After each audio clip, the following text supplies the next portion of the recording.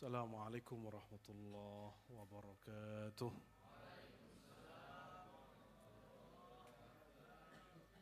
Alhamdulillahi rabbil alamin, hamdal hamidin, hamdal mustaghfirin, hamdan yuwafi ni'amahu wa yukafi'u mazidah. Asyhadu an la ilaha illallah wahdahu la syarika lah. Asyhadu anna Muhammadan abduhu wa rasuluh. Allahumma salli ala sayyidina Muhammad. Allahumma salli wa sallim wa barik alaihi wa ala alihi. أما بعد اللهم افتح لنا يا فتاح فتوح العارفين اللهم افتح لنا يا فتاح فتوح العارفين ونور قلوبنا يا الله يا منور يا منور يا الله يا من هو نور السماوات والأرض يا من هو نور على نور املأ قلوبنا بنور محبتك ونور أسمائك ونور شوق إليك اللهم ارزقنا الشوق إلى لقائك wa habibikal Mustafa Muhammad SAW min rabbal alamin.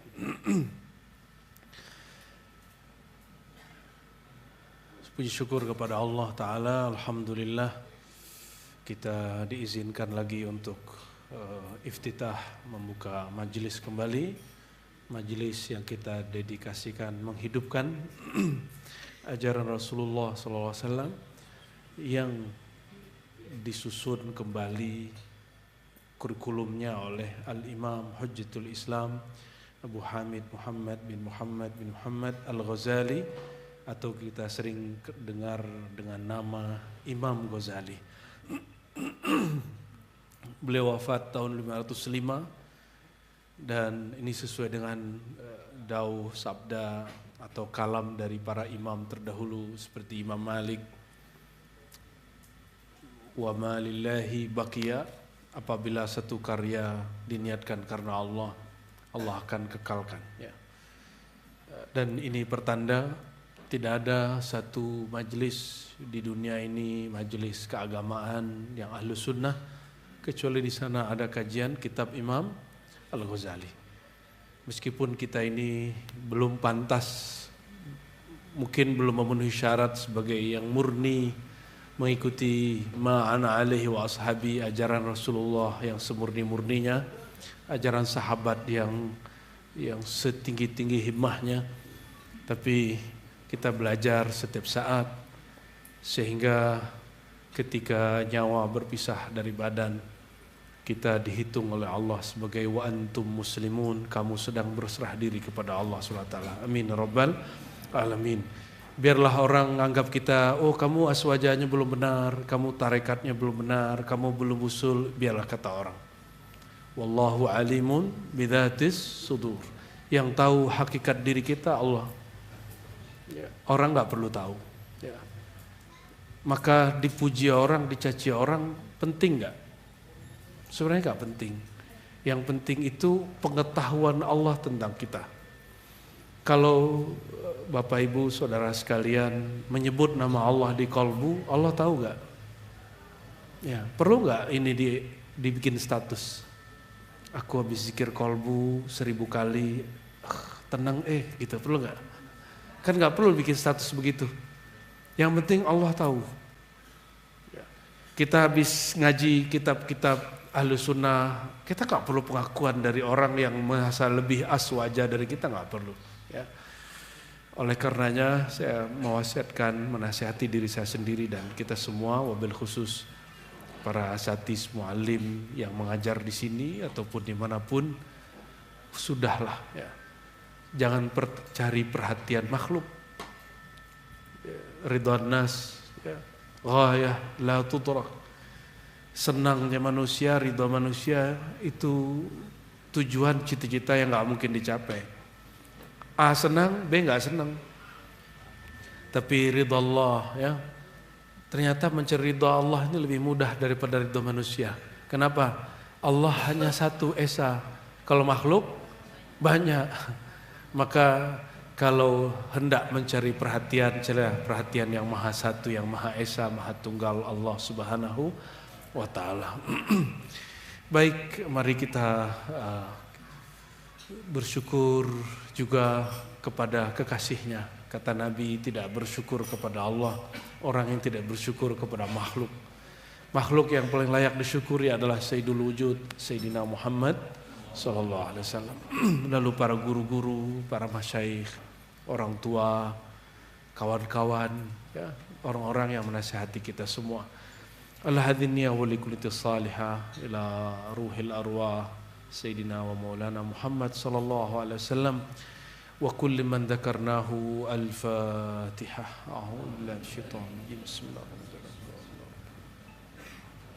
Ya kana ya masih suratul yang amta alaihi wa rahmatullahi wa barakatuh. Amin.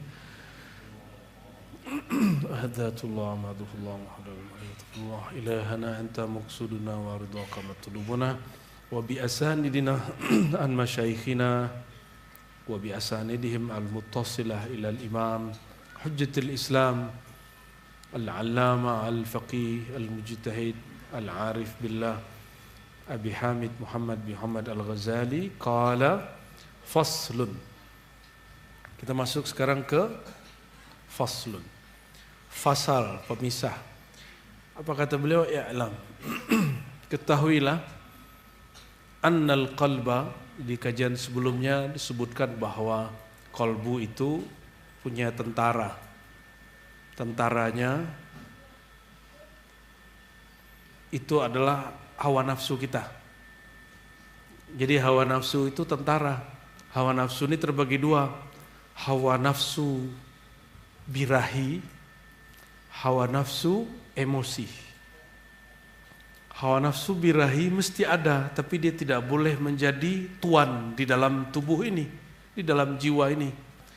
Hawa nafsu emosi, dia tidak boleh juga menjadi tuan, karena bawaannya emosi. Kalau yang pertama birahi, bawaannya makan minum seks, makan minum seks, makan minum seks, gitu aja bawaannya. Kalau yang kedua pengen diakui, kalau enggak marah, ya, pengen dihargai, kalau enggak ngamuk. Nah kalau ini belum jinak, walaupun sorban tebal, walaupun sudah dapat ijazah tarekat 10 ijazah tarekat, jadi mursyid 10 bahkan 40 ijazah tarekoh, itu enggak ngaruh. Oleh karenanya Al-Imam Najmuddin Kubra yang bersanad ke Imam Ghazali 3 atau sampai 4 orang, jadi antara dia dan Ghazali 3 sampai 4 orang. Apa kata beliau? Waktu aku masuk khalwat suluk riadah tirakat, guruku Maulana Ammar, ya, murid dari jalur Suhrawardi, ya. Janganlah engkau menganggap dirimu orang tarekat, orang sufi, orang aswaja. Anggaplah dirimu ini binatang buas, binatang punya birahi, yang mesti dikerangkeng, yang mesti dididik secara keras. Kalau birahi dipuasain, kalau emosi, diapain emosi? Orang emosi itu diapain? Didik orang emosi pakai apa? Dijinakan pakai apa orang emosi? Ini rumah tangga gak akan beres kalau kalian gak paham ini. Walaupun ustadz, walaupun ajengan, apalagi yang bukan, ya. Gimana cara jinakin emosi? Orang emosi itu karena ada asbab di dalam ini, sombong. Sombong itu merasa lebih dari orang. Kalau lagi motoran, merasa motornya lebih bagus. Kalau lagi driving mobil, merasa mobilnya lebih mahal. Atau minimal merasa dirinya lebih keren. Disalip motor orang lain, gua disalip.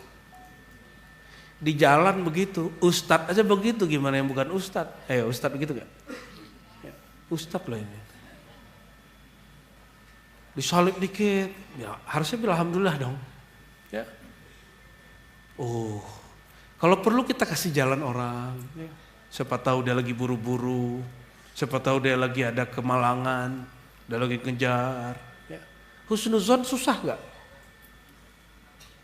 Berbaik sangka itu susah atau mudah? Susah karena ente sombong. Kalau ente nggak sombong kan mudah. Nah, jadi caranya gimana? Ini ajaran Imam Ghazali di Ihya Ulumuddin yang diikhtisar sini kita ambil sedikit karena kalau mau nunggu ke sana masih panjang. Jika sombongmu karena ilmu, yakinilah bahwa di atas langit ada langit, di atas orang alim ada orang alim. Saya berkali-kali jumpa majelis, saya sering nyamar masuk majelis. Itu penceramahnya belagu, toto di bawahnya ada beberapa orang hafal alfiyah, bahkan ihya aja hafal. Nyamar masuk majelis. Dia pengen diceramahin orang. Ingin ngaca, kalau ustadz sombong tuh gimana? Kelihatan sama orang gimana? Akhirnya si ustadz, oh begitu ya bentuknya kalau ustadz sombong. Jijik juga katanya. Orang sombong karena dunia itu efeknya tidak lebih bahaya daripada sombong karena ilmu atau ibadah. Bentar-bentar umroh, hati lo Pak Haji, mana Pak Haji? Pak Haji, halo. Serius banget. Bentar-bentar umroh, bentar-bentar ngaji, bentar-bentar wiridan, bentar-bentar ikut manakiban, bentar-bentar ketemu syekh. Ente hati-hati semua. Jangan merasa sedikit lebih dari orang. Apalagi cuma urusan nasab. Habis digebukin sama tesisnya si Fulan, ya kan? Itu kan nasab lagi naik-naiknya. Jangankan kita yang ahwal, sesama orang punya nasab, saling rendah merendahkan. Tanya aja mereka, kan saya punya kawan mereka, curhat mereka.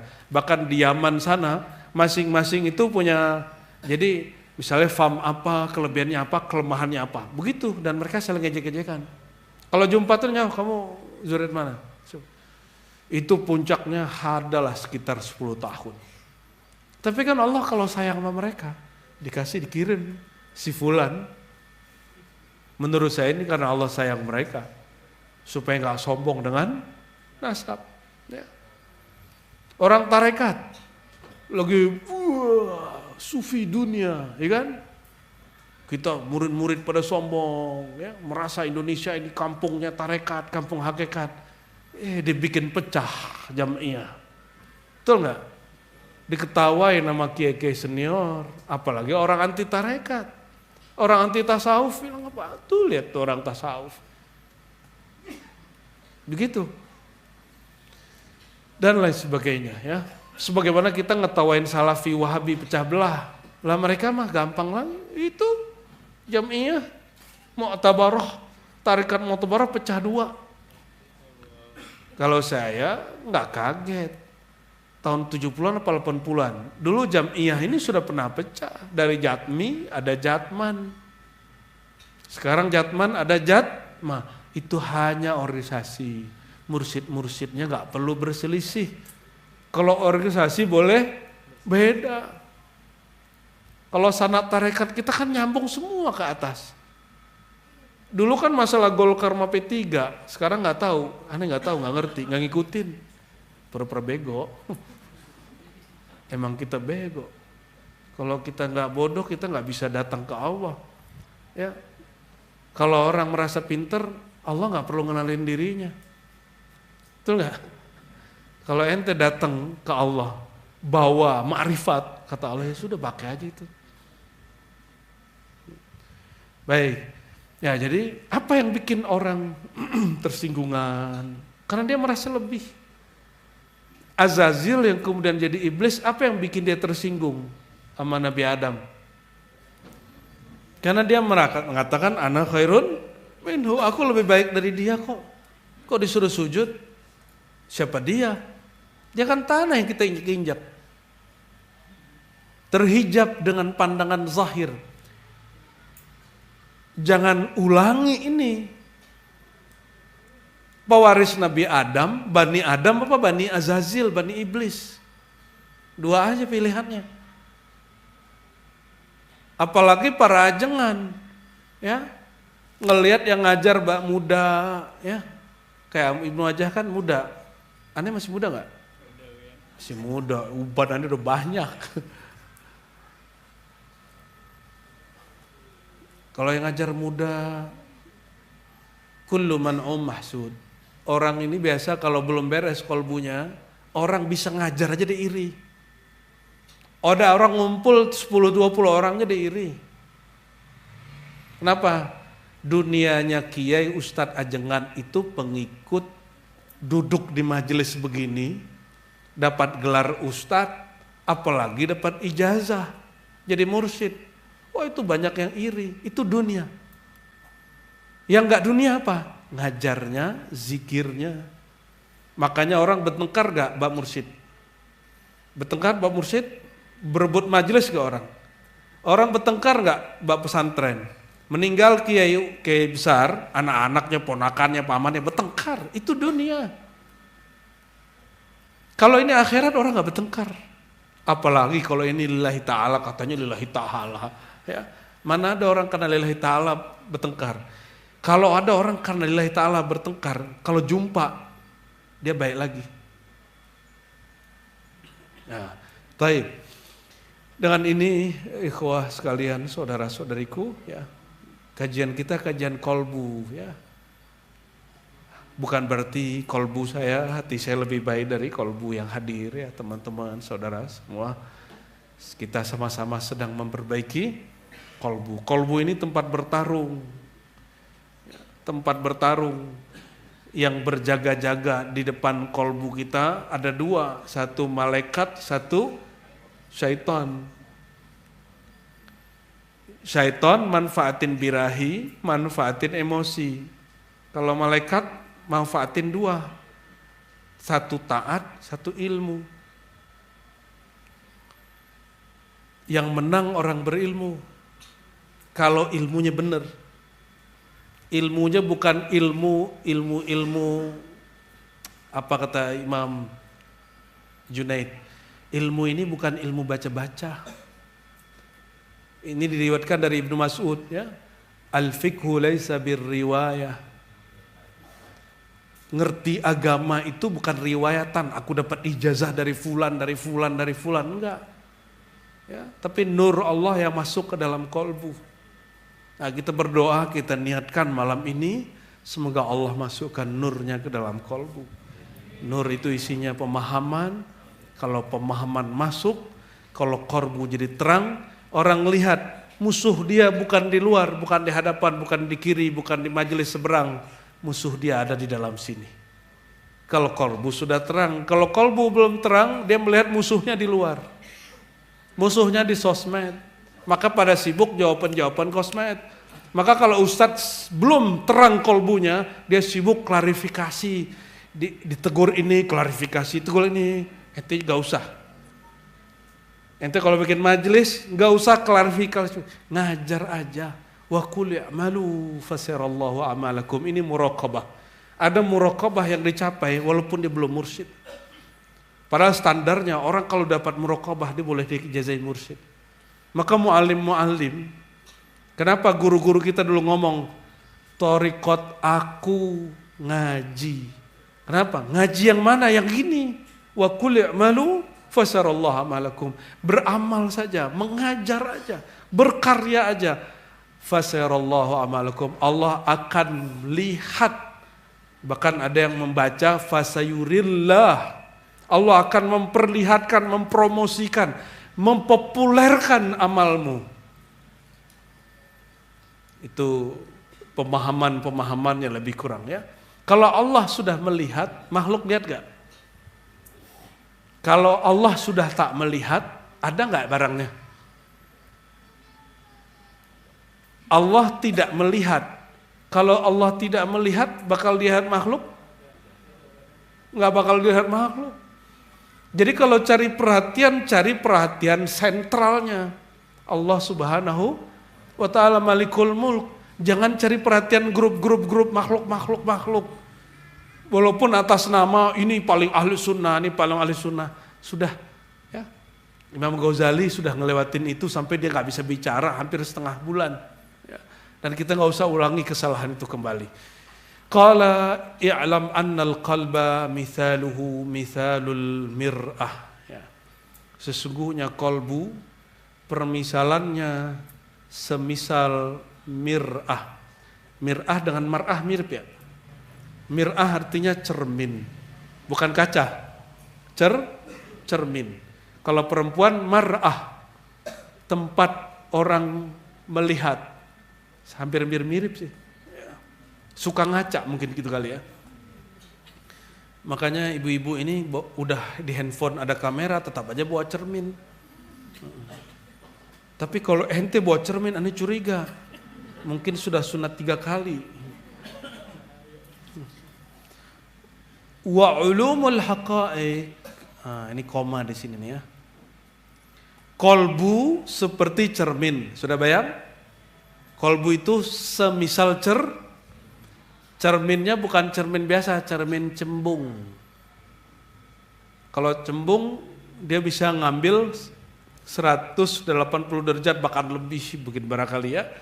Wa ulumul haqa'iq, ilmu terhadap hakikat sesuatu, umpama suar, rupa-rupa atau gambar yang kita lihat kalau kita bercermin atau kalau kita lagi pertigaan, kita lihat di cermin cembung sebelah sana ada sesuatu.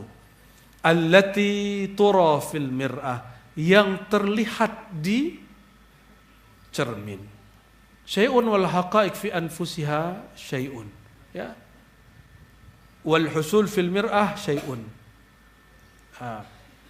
Misal suwar allati tara fil mir'ah syai'un, sesuatu, dan hakikat pada hakikat dirinya juga sesuatu.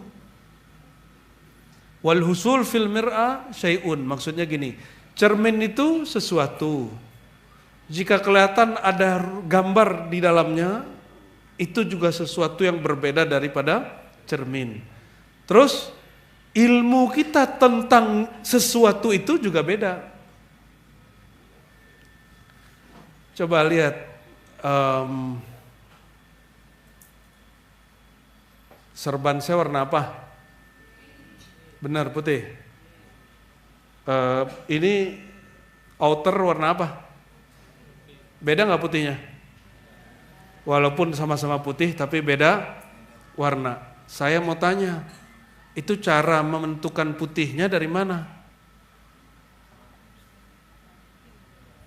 Orang kalau tidur, buka matanya, taruh benda depannya, dia bisa jawab nggak ini warna apa? Padahal matanya ada. Berarti yang memandang siapa? Yang memandang siapa? Hah? Ruh, cepat kali jawabnya. Sifat basor yang ada pada dirinya, itu versi ahli akidah dan sufi. Tapi kalau orang filsafat nggak begitu. Ada barang, kita begini, coba matiin lampu, bisa lihat nggak? Nggak. Betul? Pas hidup lampu bisa lihat? Coba lihat, kelihatan saya?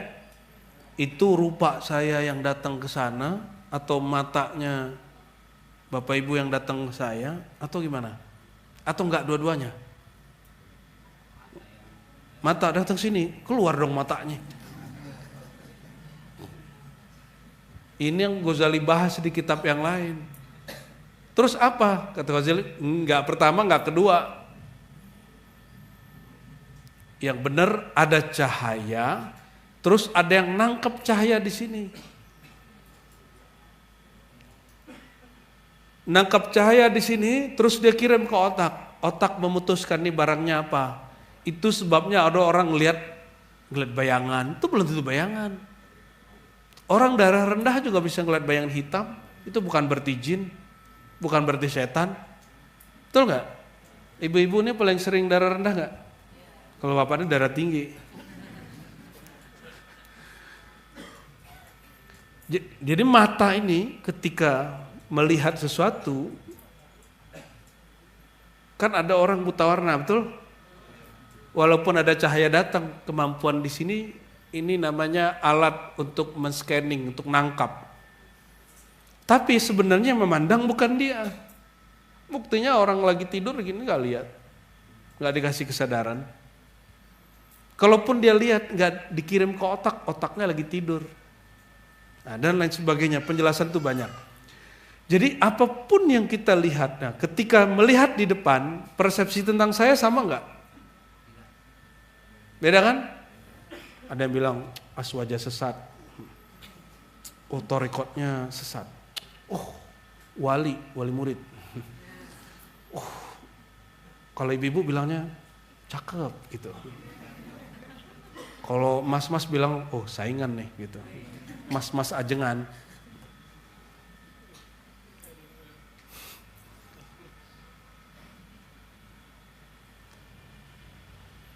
Kalau orang kerja, bersaingnya di tempat kerja. Kalau ngelihat orang, dia lihat, oh ini saingan gua nih, apa bukan? Kalau ustadz, ngerasanya dapat saingan ustadz. Kalau orang bikin majelis baru, matanya mandang sama dengan orang awam, tapi cara pandangnya beda. Jadi bukan salah mata. Salah si basor, tidak dibimbing oleh basirah. Basirah itu perangkat kolbu. Ini yang lagi beliau benerin.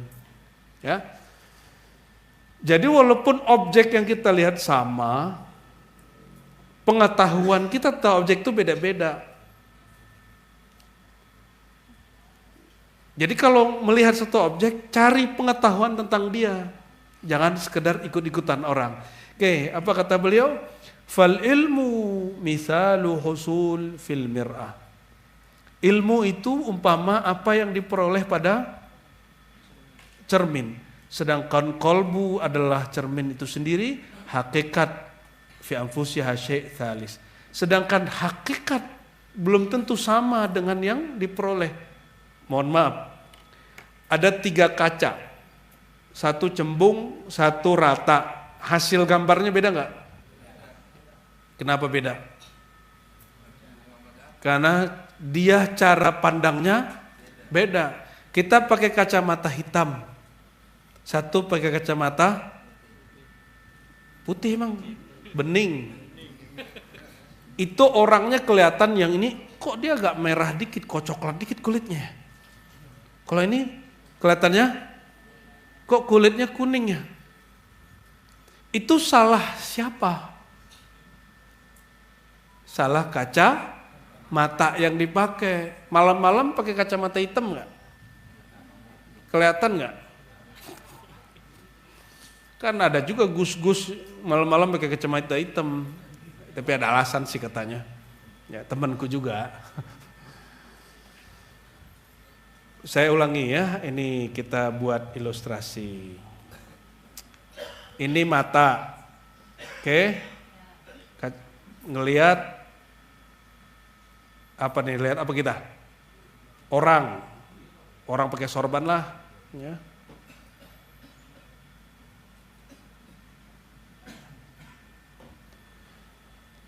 Yang lihat ini,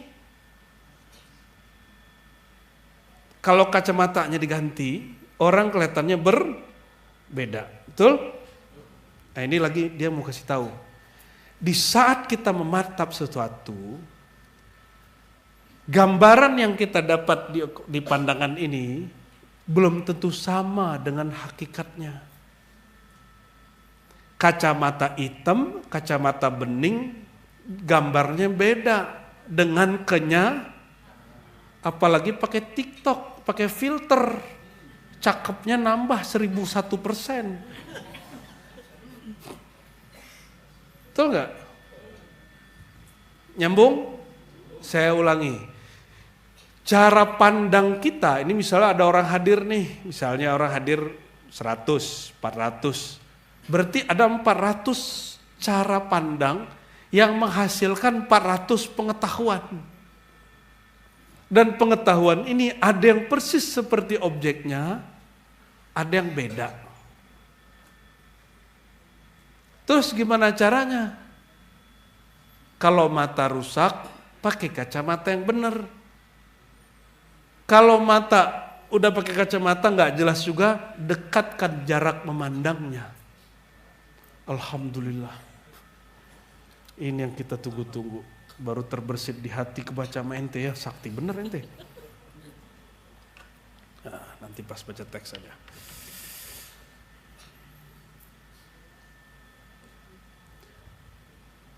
Berarti ada 3 hal. Pandangan, ini tebel bener ya? Kita kecilin dulu.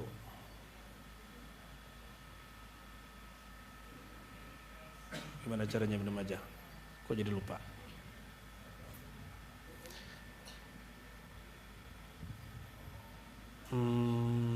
Oke.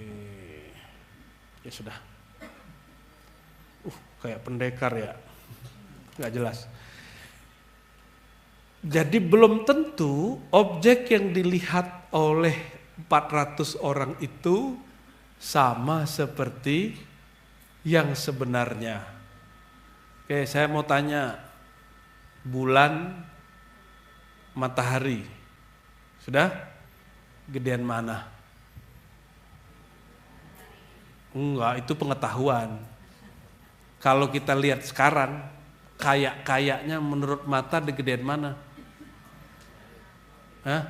Secara kasat mata nih, sama nggak? Kayak sama ya? Bener? Betul? Tapi secara pengetahuan beda nggak? Beda. Ini yang disebut hakikat sesuatu berbeda dengan pengetahuan kita tentang dia. Jangankan ilmu engkau, ma'rifat engkau kepada Allah, ma'rifatmu, pengetahuanmu, ilmumu tentang makhluk pun belum sempurna, belum tentu sesuai dengan objek sebenarnya. Bumi bulat atau datar? Siapa yang bilang bulat? Ayo angkat tangan. Siapa yang bilang datar? Ayo angkat tangan. Tuh, ini nggak tahu apa, takut apa, bodoh semua. Apa takut salah? Oh, yang keempat. Jadi gimana? Bumi bulat apa datar? Bulat. Tahu dari mana? Emang pernah keliling bumi? Orang yang bilang bulat, dia punya dalil, punya bukti. Buktinya misalnya A, B, C, D. Yang bilang flat, ada bukti. Coba sekarang telepon orang Amerika atau buka berita Amerika Live. Mereka lagi terang apa gelap. Ini dijadikan dalil kalau bumi bulat. Tapi bagi yang nggak percaya, oh nggak begitu. Jangankan kepada pencipta bumi, tentang bumi saja kita tidak sepakat. Betul? Terus ente minta orang mau memahami kita versi kita, bisa nggak? Nggak bisa. Jadi jangan tuntut orang memahami diri kita sebagaimana yang kita mau. Walaupun itu orang tua sendiri, walaupun itu pasangan sendiri, walaupun itu saudara sendiri, walaupun itu teman majelis, apalagi mursyid. Ente siapa mau dipahami mursyid? Kata Imam Sya'rani ketika ditanya orang, jadi Imam Sya'rani ditanya orang, kira-kira guru ingat aku nggak? Kata Imam Sya'rani, siapa elu? Katanya. Yang benar itu wahai murid, kata Imam Sya'rani. Apakah engkau ingat gurumu? Bunga, jangan mikir gini. Kalau ketemu guru, Ustaz, ingat aneh nggak? Gaya bener ente.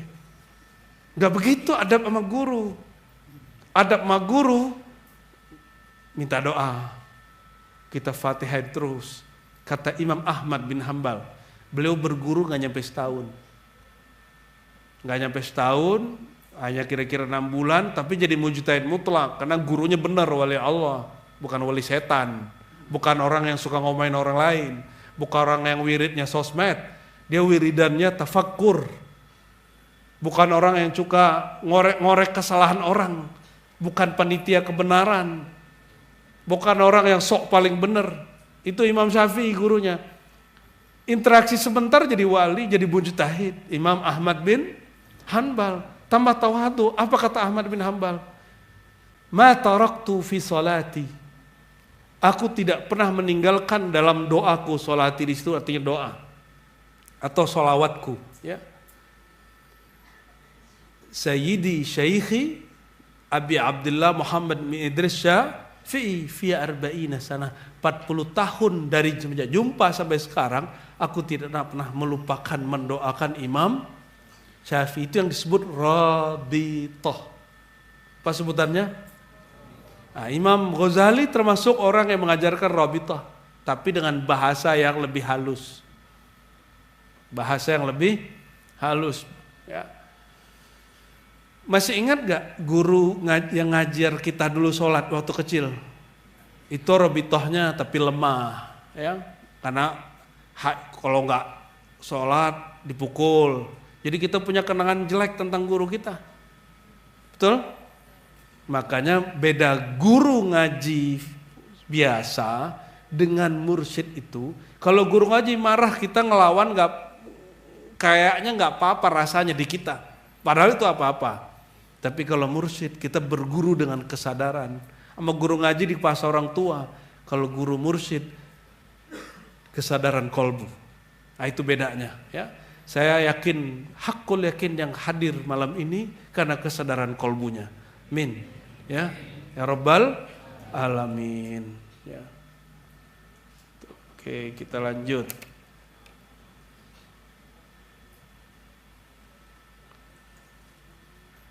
Tapi apakah semua orang paham dirinya sendiri? Jangankan urusan yang batin, yang hakiki.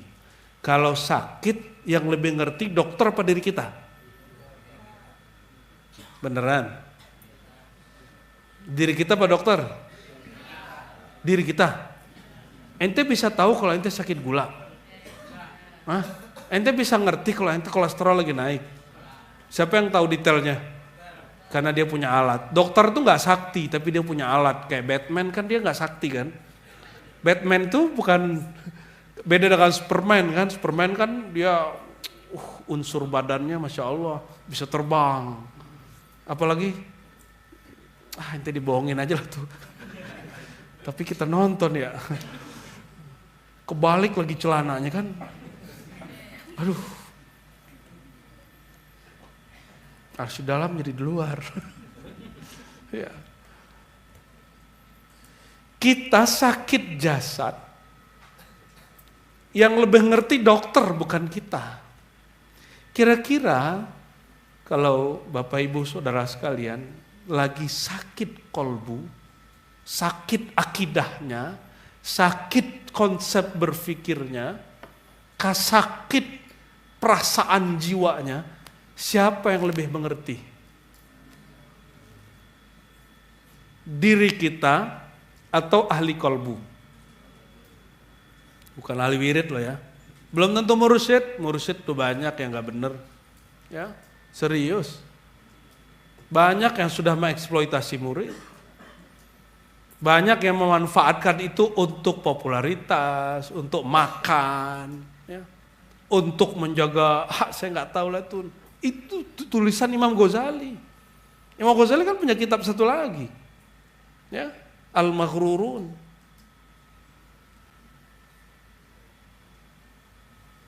Imam Sya'rani yang seorang mursyid pun dia menulis kitab juga, Tanbihul Mukhtarin. Apa arti maghrur, mukhtar? Orang yang tertipu. Dikira dengan selembar kertas aku ijazahkan engkau jadi wakil talqin, jadi mursyid, terus ente sudah selamat. Saya sudah jumpa lebih dari 70 mursyid dan mereka mengaku kami tidak tahu alam gaib. Kami nggak tahu isi kolbu murid. Tapi kami diajarkan guru cara ngobatin kolbu kami sehingga diizinkan boleh mengobati kolbu orang lain. Tapi murid keyakinannya apa? Guru tahu alam gaib, nggak begitu. Guru tahu cara ngobatin hati murid, itu baru benar. Guru tahu cara ngobatin jiwa murid, baru benar. Kalau yang gaib-gaib guru nggak tahu, kalau Allah nggak kasih tahu. Kalau Allah kasih tahu, itu baru namanya mukasyafah. Dan mukasyafah nggak bisa dibuat-buat. Penyingkapan alam rohani. Ente udah ketemu berapa mursyid? Ya, banyak toh, semuanya nggak ada. Yang saya jumpai, kecuali ente punya guru, aku ketemu alam gaib atau alam gaib, ya mungkin guru kita beda manhaj kali. Ya, ini 70 lebih loh, mulai dari yang ummi sampai yang intelek, sampai yang wali mastur, wali masyhur, baik dalam negeri ataupun luar negeri, itu semua mengatakan la ilma illa lillah. Yang tahu ilmu itu hanya Allah. Semuanya begitu. Nah, kembali ke sini. Kalau kita sakit jasad, siapa yang tahu kita sakit? Dokter. Kalau kita sakit jasad, patuh nggak sama dokter? Dokter mengatakan, Mbak, minum 3 kali. Mau? Nanti datang lagi minggu depan. Mau? Mau datang. Kalau yang sudah tumor, ini harus dioperasi. Mau kan? Mau. Kalau guru ngomong gitu gimana? Nah, ini harus dibersihin pagi dan sore. Istighfar 100 pagi dan sore. Habis diistighfarkan, isi dengan nur la ilaha illallah, diobatin kolbunya. Habis itu diademin dengan sholawat 100. Habis itu dipoles dengan subhanallah bihamdi subhanazim, suplemen rohani. Kalau guru dokter kolbu ngomong begitu, terima nggak? Ayo yang sholatnya khusyuk dari takbir sampai assalamualaikum, angkat tangan. Dari takbir sampai assalamualaikum, ente hanya ingat Allah, angkat tangan. Nggak ada. Serius, jujur. Berarti kolbu kita sakit. Kolbu kita semua berpenyakit. Dokter bisa sakit gak?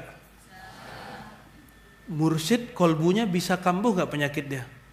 Tapi dia tahu cara ngobati. Itu yang disebut mahfuz. Kolbunya wali mahfuz. Kolbunya para aulia dijaga Allah. Maksudnya dia tahu cara maintenance dirinya. Paham maksudnya? Oke. Dokter ada ikatannya gak? Ada silsilahnya nggak? Dia belajar di mana nggak? Dokter abis 4 tahun dia praktek dulu koas. Abis itu tugas dulu di puskesmas, ya PKL dulu dia kalau sekarang bahasa anak-anak muda. Ya praktek dulu, baru nanti naik puskesmas besar.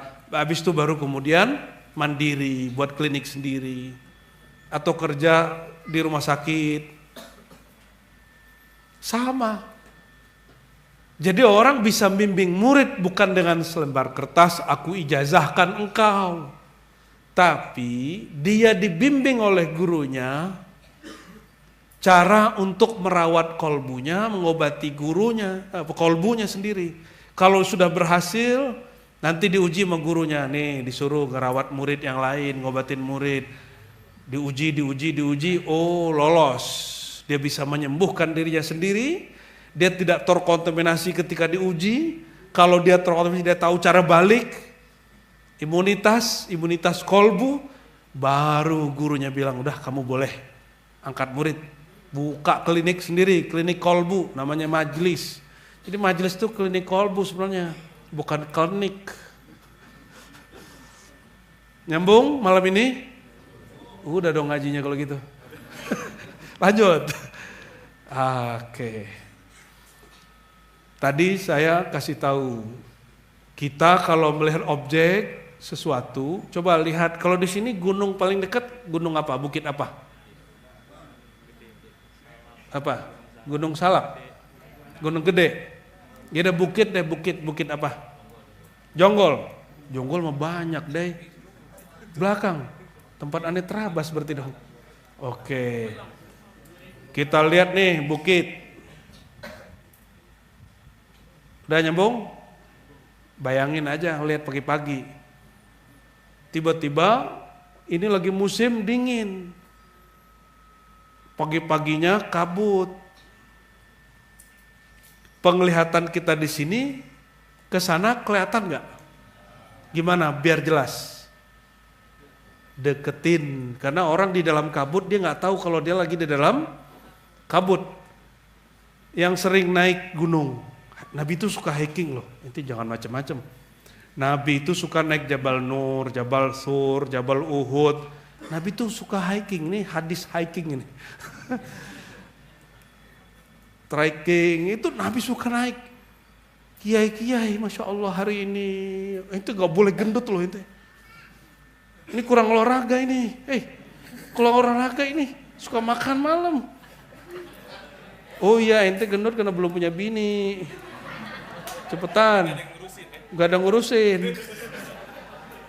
Banyak-banyak olahraga. Rasulullah itu baru menggendut setelah beliau di atas umur 50-an ke atas, 55-an ke atas itu baru kemudian beliau mulai badannya agak gelambir-gelambir dikit. Tapi kata para sahabat Nabi dalam Syama'il, dadanya lebih maju daripada perutnya. Berbeda dengan Anda. Kalau kita gimana? Perutnya lebih maju daripada Allahu Akbar. Oke, kalau kita ngeliat bukit gunung, ada kabut, supaya jelas deketin. Jangan tanya ke orang. Malam-malam ngeliat gunung, kelihatan nggak? Ya tunggu dulu besok. Makanya ada orang disuruh menunggu nur. Ya. Apa yang menyebabkan kita terhalang? Kita lagi mau lihat objek di sana, nggak kelihatan, ternyata ada kabut atau ada gedong. Jangan gedongnya dihancurin, ya. Gimana? Kita cari sudut yang lain, gitu, ya. Lalu beliau menjelaskan kenapa, ya. Fa idza arafta hadza fa'lam annamtina, ya, ketahuilah bahwasannya imtina inkisyafis suwar, terhalangnya tersingkap hakikat objek sesuatu, fil mir'ah, masuk ke dalam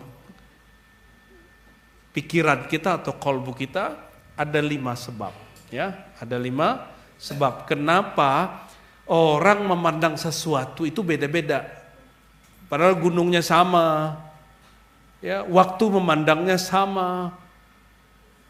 Yang pertama, fasadu soratiha a'nil mir'ah wa huwa qabla an taduru wa tatashakkal lisyakil mir'ah wa tusakkal, ya. Rusaknya gambarnya yaitu si cermin sendiri, emang yang retak otaknya sama kolbunya. Kalau yang retak di sini, coba ada orang zikir la ilaha illallah, la ilaha illallah, terus dia bilang apalah itu, ya. Orang zikir begitu ente terganggu. Giliran ada orang apain? Orang musik kencang-kencang biasa aja. Masalahnya apa?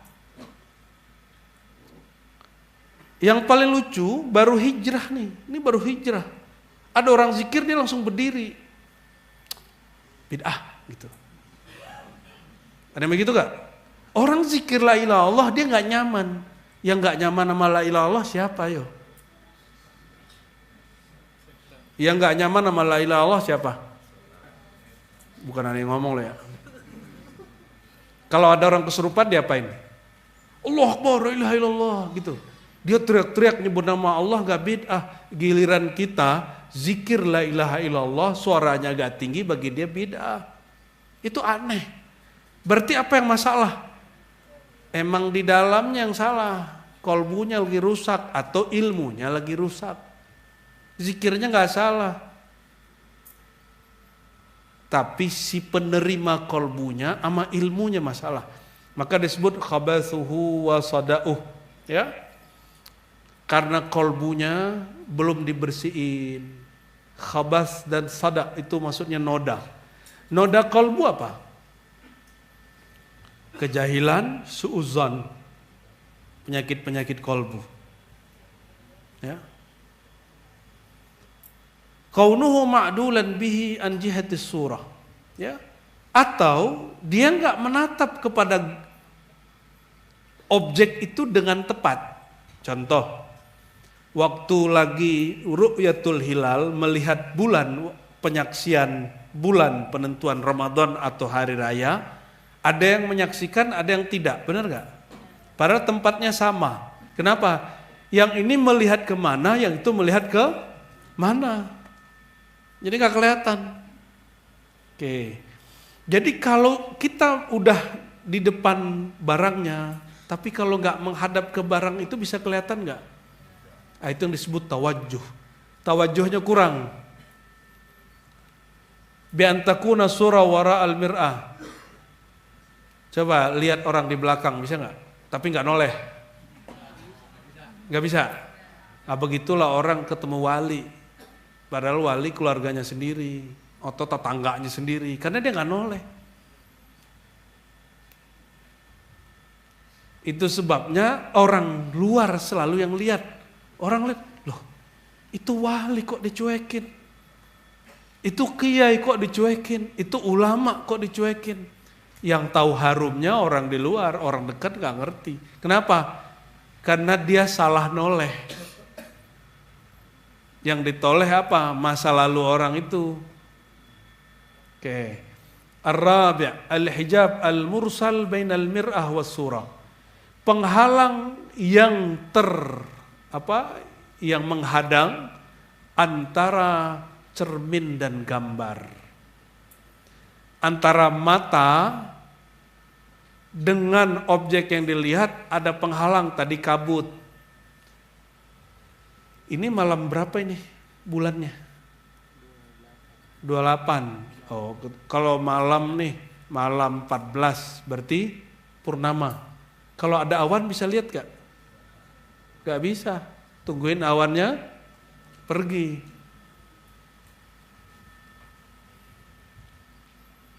Jadi kalau al-hijabnya dari dalam diri bisa dilakukan, dibersihin. Kalau hijabnya dari luar, tunggu dia selesai.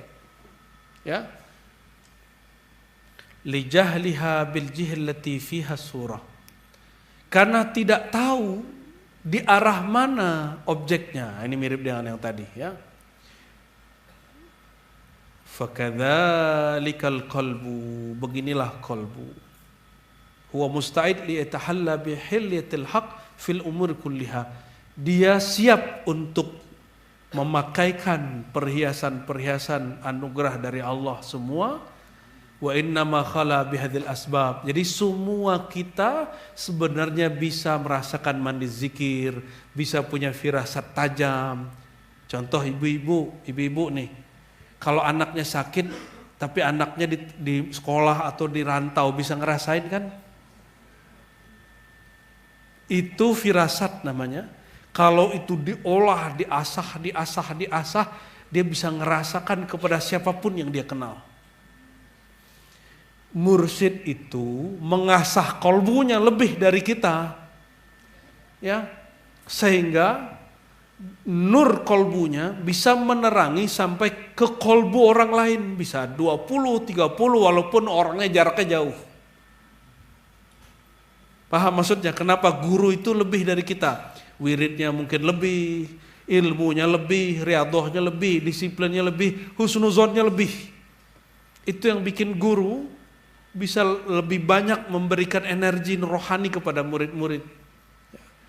Maka kita kalau ketemu guru pulang-pulang seger lagi, mau beramal lagi, itu gurunya sumber energi rohani, kayak ngecas baterai.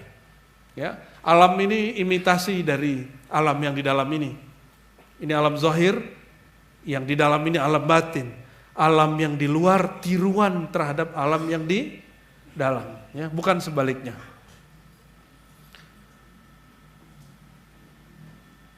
Ini bocah-bocah ini kan umurnya beda-beda nih, betul nggak? Itu daya tangkap mereka beda-beda loh. Kenapa? Karena sama-sama berakal, tapi kemampuan menangkap anak kecil dengan segala umurnya dengan kita beda. Anak kecil kehilangan pulpen, ngamuk, nangis-nangis, bener? Baby, balita, dia mainannya patah. Bapaknya senyum nggak liatnya? Senyum, dia tinggal dipasang. Tapi anak kecil melihat barangnya rusak, dia nangis, dia hilang akal. Dia sama-sama berakal, tapi akal ini belum sempurna. Jadi kenapa ada orang memahami sesuatu tidak oke, tidak sempurna? Karena emang akalnya belum kuat. Kenapa kalbu seseorang belum bisa menangkap niat baik kita, niat baik guru, niat baik Rasulullah kepada Abu Lahab, Abu Jahal? Kok mereka salah faham? Karena kalbu mereka belum dewasa. Ya. Was'asani liqaduratil ma'asi, karena keruhnya maksiat, wal khabas, ya, dan keburukan-keburukan, allati tarakama 'alal qalb, yang menjangkiti kalbu, bisababiha min kasrati syahwat, karena syahwat. Syahwat itu ada banyak, ada syahwat tadi apa? Syahwat birahi, kerjanya ngapain? Makan, minum, seks. Syahwat emosi, kerjanya ngapain? Ingin ngancurin orang, nyenggol orang, bentak orang. Betul nggak? Syahwat akal. Ngapain akal? Syahwatnya ingin mendapatkan kebenaran sebanyak-banyaknya dan merasa paling benar. Itu akal. Nafs, ego. Syahwatnya apa? Syahwatnya ingin diaku, maka senang dipuji-puji. Ya, maka kalau kurang dipuji, sedih. Ya, itu juga yang membuat orang kenapa pengen kuliah tinggi-tinggi, ingin dapat ijazah dari mana-mana agar dipuji dengan gelar-gelarnya. Wah, ini kan orang sekolahan nih. Udah, jangan berhenti sekolahnya. Berhenti ngarap orang memuji kita dengan gelar. Gelar doktornya 2, pakai sorban, pakai gamis, tongkat. Pas ngomong bab ma'rifat, baca nahu sorof aja salah-salah, diketawain orang nggak? Pakaiannya bagus tapi nggak pantas. Ada orang bajunya biasa-biasa aja, baju kemeja, ya kan? Kopiahnya hitam, miring-miring lagi, rambutnya keluar-keluar lagi kan, pakai sarung doang. Nahu sorof di luar kepala, kalau ente di luar beneran.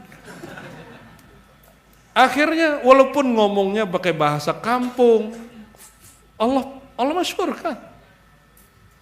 Allah masyhurkan. Paham maksudnya? Ya. Jadi jangan lagi sibuk untuk menyempurnakan performan penampilan luar. Jadi para ustadz, para kiai, kalau ajengan hadir di sini, kalau ceramah tuh nggak usah repot-repot gaya, banyak gaya.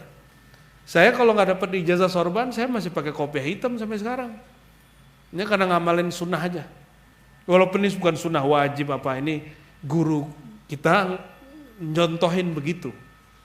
Ya kadang-kadang kan juga pakai kopiah biasa. Bukan ini juga Abu Jahal Abu Lahab kan pakai sorban juga kan.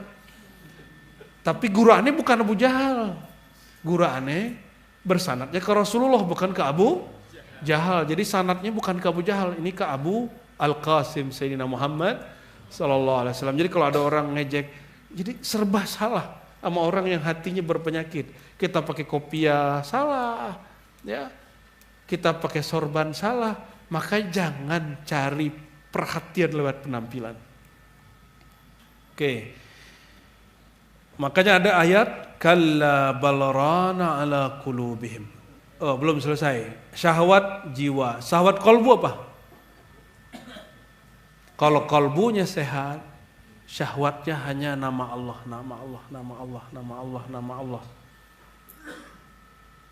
Sampai ke fuadnya.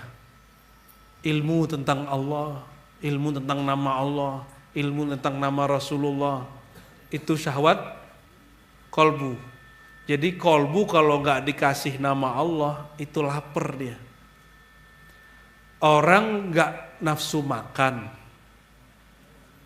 3 hari, apakah dia nggak makan? Halo, orang nggak nafsu makan, tapi dia tetap harus makan toh. Orang kalau zikir nggak enak, apakah dia ninggalin zikir? Terus gimana? Harus tetap zikir sampai ketemu obatnya. Obat itu pahit pemanis. Beneran. Yang manis namanya apa? Situ. Salah dia jawabnya.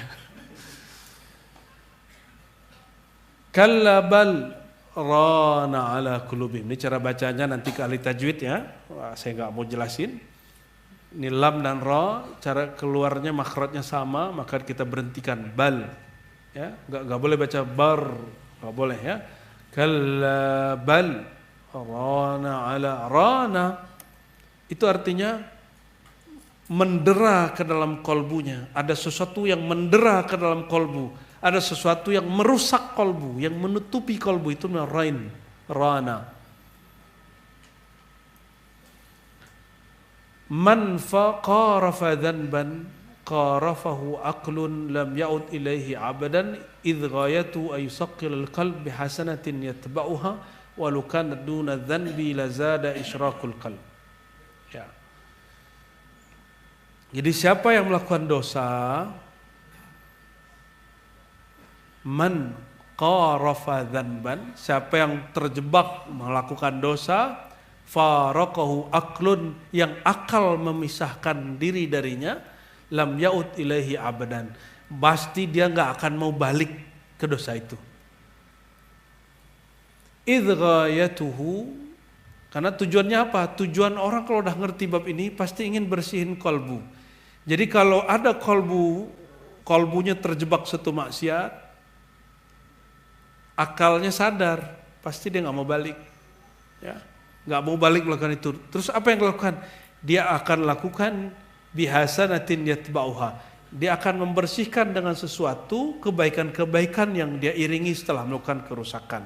Jadi jangan ngomong gini, rusak merusak aja, hancur-hancur sekalian, itu namanya putus asa. Allah itu mengatakan la taqnatu min rauhillah, wahai pendosa, wahai orang-orang yang terjebak dosa, wahai orang-orang yang dengan jujur dia menikmati dosanya, jangan kamu putus asa untuk dapat jalan keluar.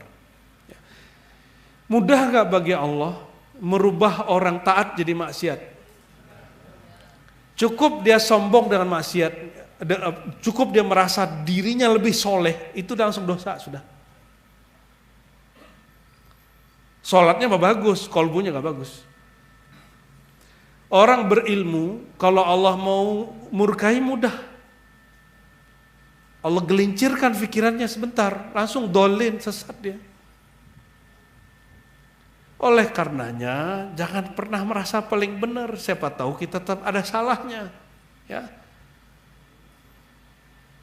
Ini jangan dikira kalau udah pakai kopiah, pakai gamis, pakai sarung, terus kayak malaikat. Enggak, saya yakin, hakul yakin, nafsu orang bersorban lebih besar dari yang gak pakai sorban. Jujur ente. Bener kan? Orang ustadz itu lebih banyak syahwatnya daripada yang bukan ustadz. Nabi sendiri kok yang ngomong, walaupun hadisnya tidak sampai derajat sahih, ya, bahwa orang beriman itu aqwa, syahwatnya lebih kuat 10 kali lipat daripada orang yang tidak beriman. Itu Nabi sendiri ngomong. Kenapa?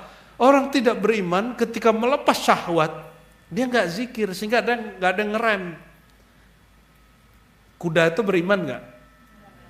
Itu nggak ada imannya, nggak ada pikirannya. Ketika dia syahwat kepada betinanya, dia langsung fokus. Makanya kuda nggak ada jeda. Ejakulasi dini namanya. Betul nggak? Yang urusan kuda ngerti, walaupun badannya besar. Ya, tapi kalau orang berzikir, dia ingat Allah. Ya, sehingga syahwatnya dikontrol oleh kolbunya, bukan dikontrol oleh birahinya. Nah, ini yang kita sedang cari. Semoga Allah jaga kita di situ. Amin rabbal alamin ya.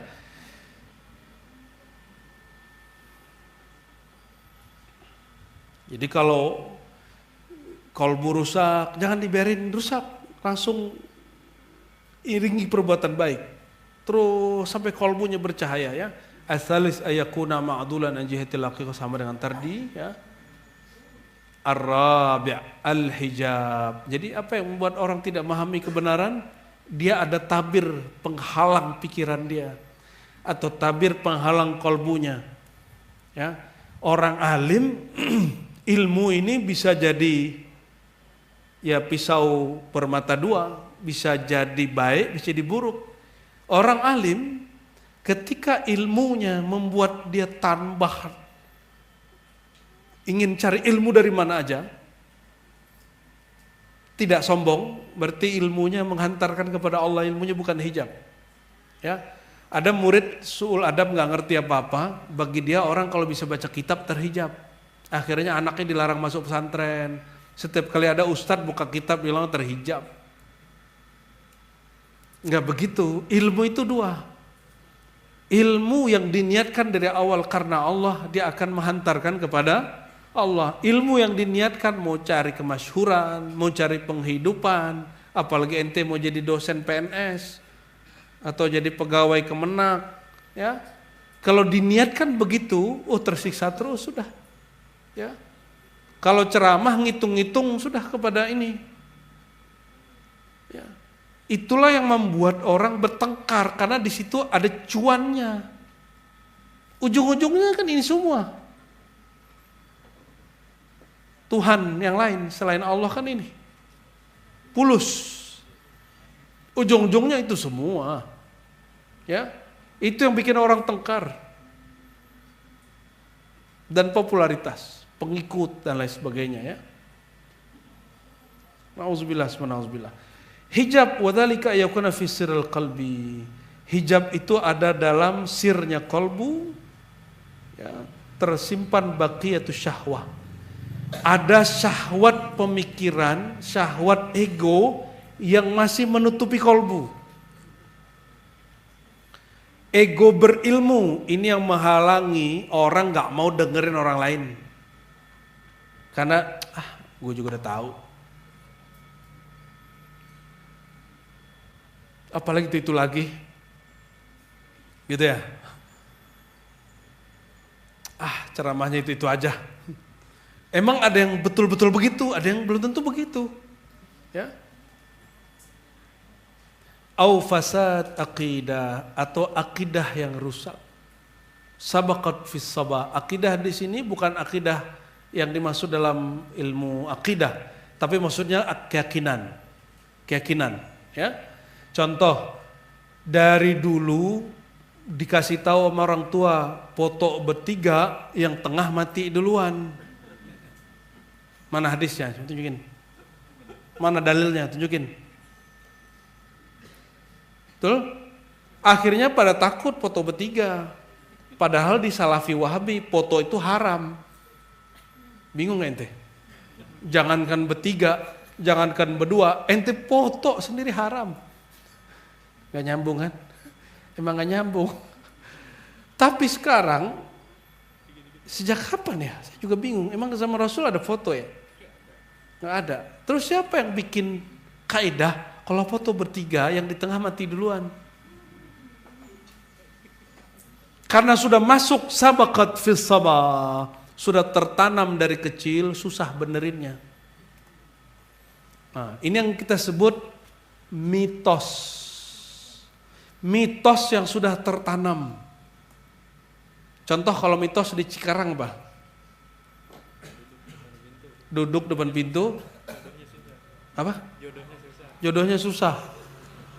Oh, kalau itu kearifan lokal lain lagi. Itu bisa dijelaskan. Cewek-cewek duduk depan rumah sering, ya orang gak tertarik lah. Ih, jablay, kata digituin. Murah gitu. Gitu maksudnya, itu kearifan lokal, kearifan lokal. Apalagi ayo, mitos-mitos. Bocil-bocil, kalian apa yang kalian takuti? Ibu-ibu biasanya paling banyak mitosnya, apalagi kalau lahiran. Anak, apa? Nyapu malam-malam, nggak boleh. Itu ada penjelasannya nggak? Siapa tahu ada penjelasannya, ntar dulu. Takut? Itu nggak nyambung itu emang. Nyapu malam-malam, takut emasnya hilang. Si emasnya kali. Nggak nyambung. Nah, tapi udah masuk ke dalam doktrin. Padahal orang dulu lampunya seterang ini enggak? Oh ya, saya masih ingat dulu ibu saya ngelarang motong kuku malam hari. Ya, Saya tanya ke bapak saya, maksudnya apa Pak? Ya kalau dulu kan orang pakai damar. Kalau kamu potong kuku malam hari, potong kuku dulu pakai pemotong atau pakai pisau? Saya masih pakai pisau Pak. Kalau malam-malam pakai pisau, gelap, sayup-sayup, temaram-temaram. Itu yang nanti putus apa? Itu maksudnya, oh bapak saya selalu ngajarin yang rasional. Emak kita mitos. Jadi yang ibu-ibu ini punya jasa mempertahankan tradisi. Berikut mitos-mitosnya. Maka yang paling rempong kalau acara adat itu ibu-ibu. Mohon maaf ibu-ibu ya, ini pengamatan saya. Di semua wilayah itu kalau ibu-ibu sudah ini bapak-bapak udah diam aja ya. Karena udah kalah kita sudah. Kalau pas lahiran nih, saya masih ingat ketika istri kita lahiran, ibu-ibu bawa keris taruh di bawah,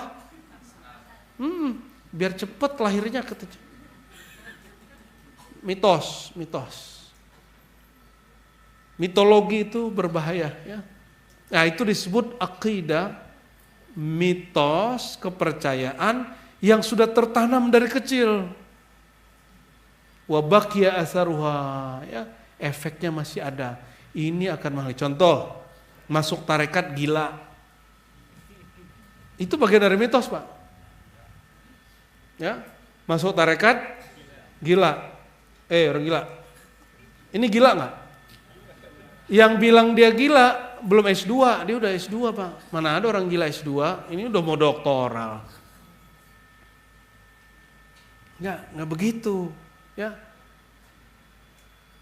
Apalagi teman saya kuliah di UIN gila, tapi kok nggak ada orang bikin kaedah, ente jangan kuliah di UIN, nanti gila.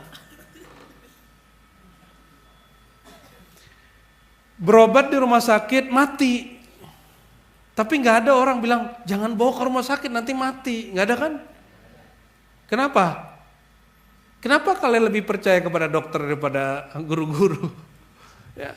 Harusnya kan kalau sakit datang ke dokter. Kalau sakit kolbu datang ke guru kolbu. Dokter aja butuh guru kolbu kok, semoga nggak ada guru kolbu. Kalau sakit badannya butuh dokter ya. Hal-hal tipis begini harus pinter-pinter. Tapi kita kan balik, sakit badan minta doanya ke kiai. Betul? Kebalik-balik, itu kesalahan metodologis itu. Jadi jangan sampai belajar tasawuf jadi horor. Imam Ghazali itu imam paling cerdas akalnya. Sehingga kalau ngomong tasawuf, akal yang dia pakai akal rohani. Kalau lagi ngomong fikih dia pakai akal zahirnya. Jadi logikanya itu yang diganti, ya. Baik. Al-khamis al-jahu bil jihallati minha. Contoh lain ya, contoh lain apa?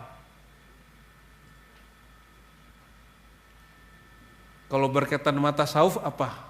Mitologinya apa? Mitos-mitosnya apa? Apa Pak? Khurafatnya apa seputar tasawuf? Kalau wali di tengah hutan, ya. Wali masa diomelin bini? Itu enggak, itu mah ente. Apalagi? Kalau wali keramatnya apa? Kalau dia wali, pasti dia tahu nama saya. Kalau dia wali, pasti dia bisa salaman nama saya. Sejak kapan syarat jadi wali salaman nama ente? Tapi kalau kita doa gimana? Ya Allah, kalau betul dia wali Allah, wali engkau, izinkan tanganku ngambil berkah darinya. Salaman, gitu adabnya, coba diganti. Kalau kita nih, ada orang dimasyhurkan Allah jadi wali. Jangan ngancam-ngancam, kalau Allah nggak ngasih hidayah ente gimana ntar? Kalau Allah tidak mau mengikuti iradah kita gimana nanti? Udah mencoba untuk salaman, gak bisa salaman, ada aja menghalangi. Tiba-tiba setan datang menghalangi. Ya. Kayaknya dia bukan wali. Aneh sudah berusaha datang. Udah ngejar, nggak bisa, berarti dia bukan wali. Ya, berarti nanti kita buat kitab Syurutul walayah, syurutul aulia, syarat wali. Nomor pertamanya salaman nama ente. Ya. Tahu nama ente, ya. Tahu isi hati ente. Memang begitu. Jangan bikin-bikin mitos sendiri. Bisa nyembuhin penyakit enggak? Para aulia ini Allah bagi-bagi. Ada ilmunya yang berkaitan dengan pengobatan, betul. Kalau dia doa sembuh sakit jasad orang. Ada wali yang disembuhkan itu bukan jasadnya, yang disembuhkan akalnya. Jadi ada wali Allah, dia di kampus-kampus, di pesantren-pesantren, yang tadinya murid jahil sembuh jadi alim. Itu wali juga. Itu keramat juga, Pak. Itu lebih keramat daripada yang hanya keramat sesaat, yang kebal, yang terbang itu sesaat. Kalau murid nih jahil, terus jadi alim kenal Allah, itu gurunya wali. Gurunya wali. Kenapa? Wali itu pewaris Rasulullah. Apa yang diwarisi? Kolbunya Rasulullah, ilmunya Rasulullah, yaitu takut kepada Allah, mengenal Allah. Anak kita tadinya bandel jadi baik. Makanya saya pesan siapapun anaknya di pesantren, jangan marah-marah ke guru. Hatta walaupun anak kita bertengkar, kemudian ada yang sakit, jangan marah-marah ke gurunya.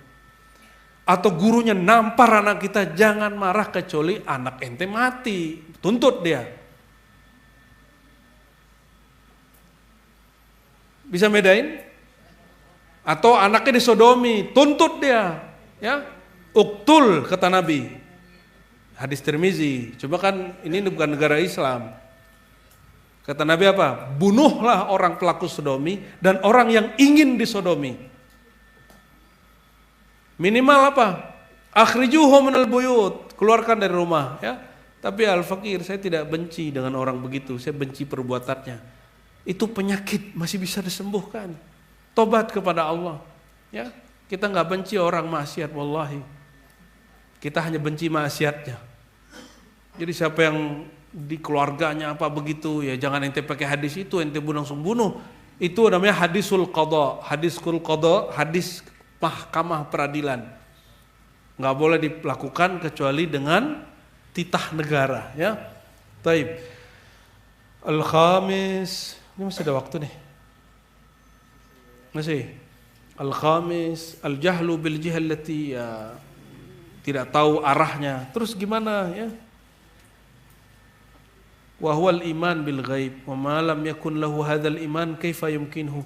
Jadi ketika orang tidak tahu arah cara menatap, obatnya adalah iman kepada yang gaib. Nah, ini kita ringkas saja. Ada sebuah hadis yang hasan. Apa kata Nabi sallallahu alaihi wasallam? Ya. Laula anna syayatina, seandainya syayatin jamak daripada syaitan, berarti syaitan, dan syaitan itu terbagi dua, ya, syaitan jinni atau syaitan ins manusia. Tapi ada syaitan yang zatnya sendiri, yang Allah ciptakan sebelum jin dan manusia. Jadi jin bukan syaitan, manusia bukan syaitan, tapi ada jin dimanfaatkan syaitan, ada manusia dimanfaatkan syaitan. Ini contoh, ente lagi ngaji dengan suatu kiai, ya, seorang kiai. Tiba-tiba ada orang ngomong ini, ngapain kamu ngaji itu, orang sesat itu. Itu syaitan itu. Itu yang disebut kata Nabi tadi apa? Yahumuna. Seandainya syaitan tidak yahumuna, tidak menyelubungi, ya, hama yahumu ala qulubi bani Adam, terhadap kolbu manusia. Bani Adam. Ini Bani Adam, depan saya Bani Adam. Ini Bani Adam apa Bani Azazil. Keren ya namanya. Azazil atau enggak Azazil? Iblis. Ini Bani Syaitan apa Bani Adam? Bani Adam. Kalau Bani Adam punya darah punya darah dan setan mengalir di pembuluh-pembuluh darah. Kata Nabi, yajri majrad dam, ya. La nazaru, seandainya syaitan tidak menggerogoti kolbu manusia, la nazaru, sungguh mereka akan diizinkan melihat alam malakut. Ya, alam malakut, ya. Alam malakut berarti alam gaib di dalam diri dia. Nah, ini kalam Nabi SAW. Maksudnya apa? Orang kalau mampu melawan syaitan yang di dalam diri dia, baru bisa ngelawan yang di luar dirinya.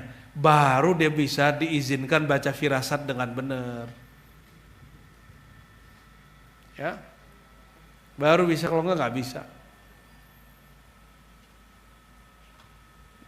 Kullu mauludin yuladu alal fitrah, setiap yang terlahir, ini lahir semua apa sim salabim? Apa hasil cloning? Dilahirkan, ya. Terlahir dalam keadaan fitrah. Fitrah itu kondisi manusia paling dasar yang belum tersentuh apa-apa. Adakah yang lahir di sini bisa baca Quran? Adakah yang lahir di sini bisa main musik? Adakah yang lahir di sini jawara? Ada nggak yang lahir di sini dia jenderal? Ada nggak? Ada nggak yang lahir di sini dia Pak Haji? Tak ada. Yang lahir bawa gelang emas ada nggak? Nggak ada. Pas lahir bawanya apa? Air ketuban. Betul? Bawa baju nggak? Bawa emas? Bawa gelar? Nggak ada bawa apa-apa. Nah, kalau anak kecil, itu sebabnya anak kecil bisa ngelihat yang aneh-aneh. Jangan heran. Anak kecil sering melihat yang tidak dilihat oleh orang tua. Nah, sering kalau orang-orang kebatinan, ya paranormal itu sering menjadikan anak-anak sebagai media untuk ngecek ini orang netral apa enggak. Karena dia nggak bisa ngecek, kolbunya kan nggak netral. Namanya paranormal, di atas normal. Di atas normal bisa jadi normal beneran atau udah. Kalau normal beneran itu ahli kun. Kalau nggak normal, perdukunan. Beda-beda tipis, ya.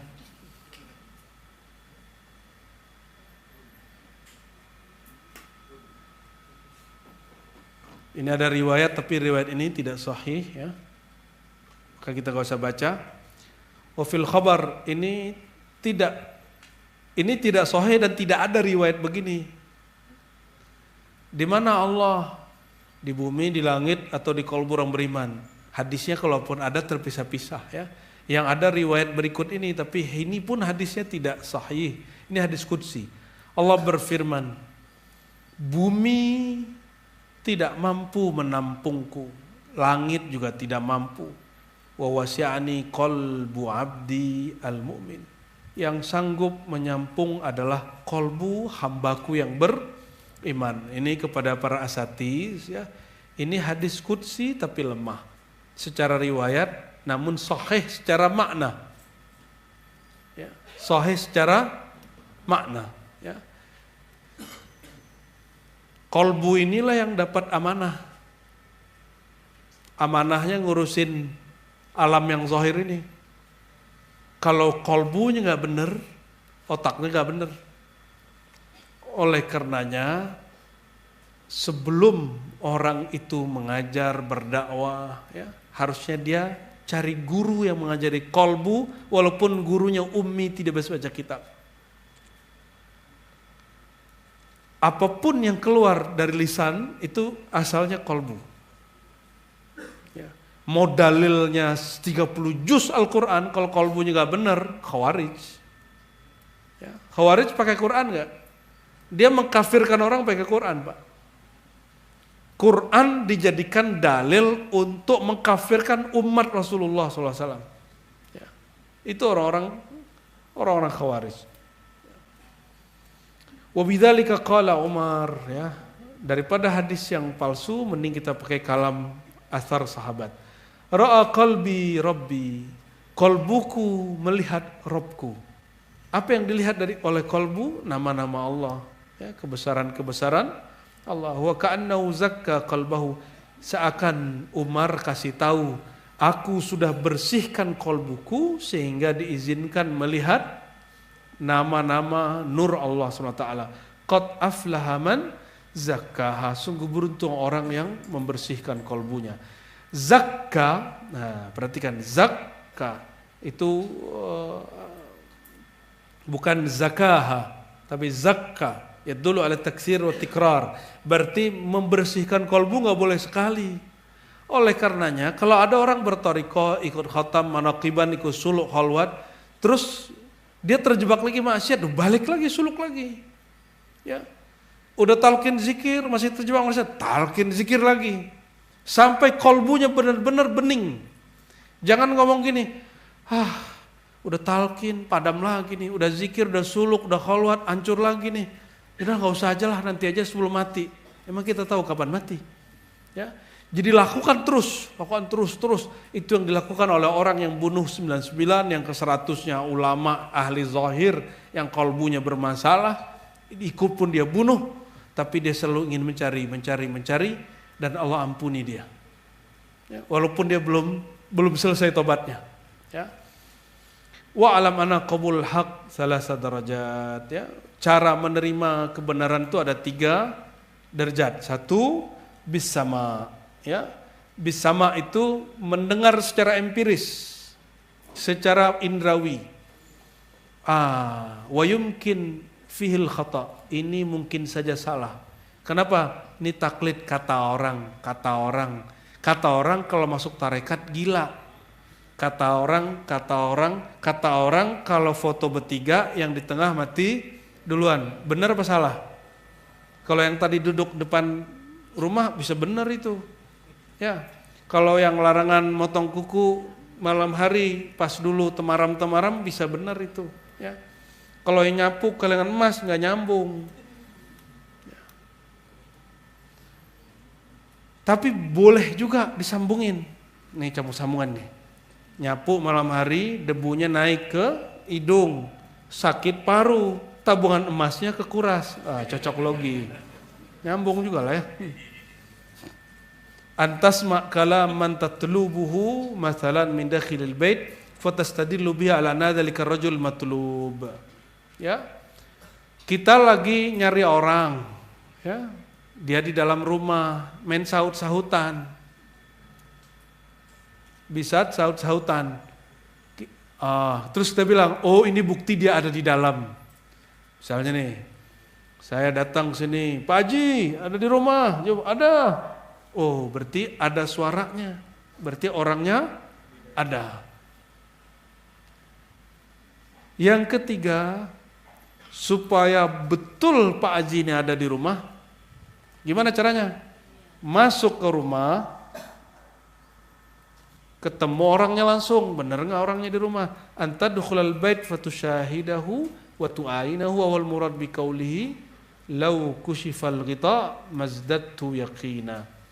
Ya, kata Sayyidina Ali, keyakinanku ini sudah bulat. Seandainya Allah singkapkan alam-alam yang lain, aku tidak akan merubah pendirianku. Nah, kalau belum sampai tahapan yakin, cari dululah ilmunya. Ya. Inilah yang disebut ilmu atau imannya para nabi, para siddiqin, para aulia. Maka Imam Ghazali yang sudah ulama besar, dia sudah punya murid ribuan orang, itu tetap cari mursyid, cari guru, tetap ngaji. Intinya tetap ngaji. Saya nggak mau tarekatan, Ustadz, nggak usah. Yaudah, ente nggak mau tarekat nggak apa? Ngaji mau nggak? Katanya kalau tarekatan nanti banyak wiridannya. Betul, takut ya banyak wirid ya. Berarti ente mendengar selama ini kalau bertarekat itu banyak wiridan. Padahal orang tarekat ngomongnya apa? Syekhuka man la yatwiuka. Gurumu bukan orang yang banyak kasih kamu wirid sehingga kamu capek. Terus man syekhuka? Siapa gurumu? Syekhuka man yadulluka ala tariqillah. Gurumu orang yang nunjukin jalan ke Allah. Itu yang disebut guru. Bukan orang yang banyak ngasih ijazah wirid. Kita ngasih ijazah wirid biasa banyak, tapi bukan itu yang inti. Ilmu tentang Allahnya itu yang penting.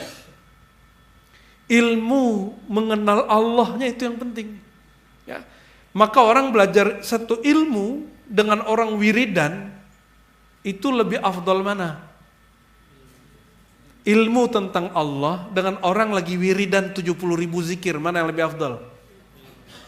Ilmu tentang Allah.